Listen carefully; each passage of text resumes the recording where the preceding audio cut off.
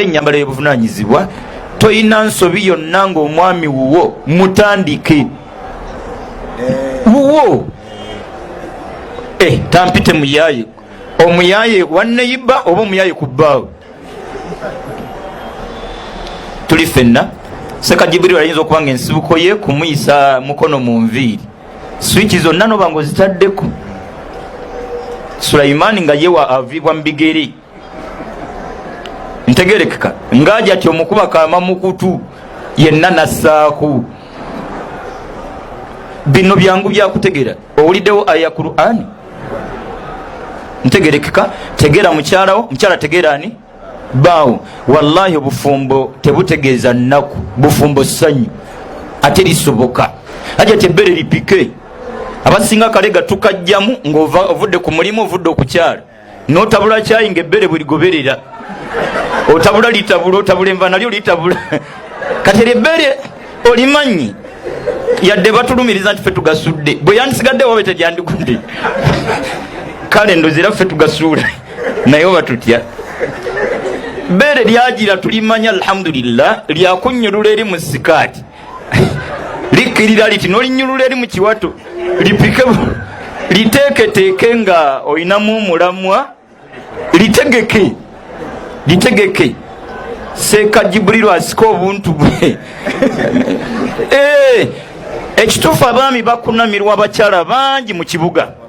nyereka akunamirwe nga naye anaddayo eka naakunamirwa ebibye ntegerekeka hajja tuwadde mu butambala nika n'omusanga atudde asazeeko bamukubika kate n'okkiriza nti mbuli ngeri simuona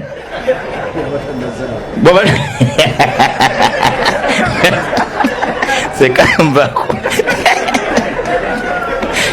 naye tayinza kikolakyo kisoboka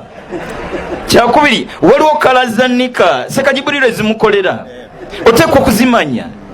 ne haji nawe weefeeko manye bukala bwaffe mu kisenge eyo waliwo omwami atatwalangako kifi kya nkoko wakaawe kukitwalira mukyala we mukyala ekifi ekyo nga bakireese tokyeggwera wekka naaba teyamaze ebbiri eri ajati Farida bakireeta waka kyonna n'okyezibika akirya bwayoza ebintu okukakana nga kyonna kibuusizza mutima nti ekitegeeza malenga kulya ndeete balansi atubeeremu bavubuka ennaku zino bakita kwebereramu twebereremu omukwano gwammwe ensonga zino zikwata ku ggwe ng'omufumbo ne mukyalawo ntegerekeka twakkiriziganya ku binene nga tetunayingizamu Sekabbosa ffe kennyini twebereremu kuba wallahi bwe baba abantu basobola okukkiriziganya obutaleka lugoye lwonna ku mubiri bombi ekyo kitono kati ffe lwaki mutulekayo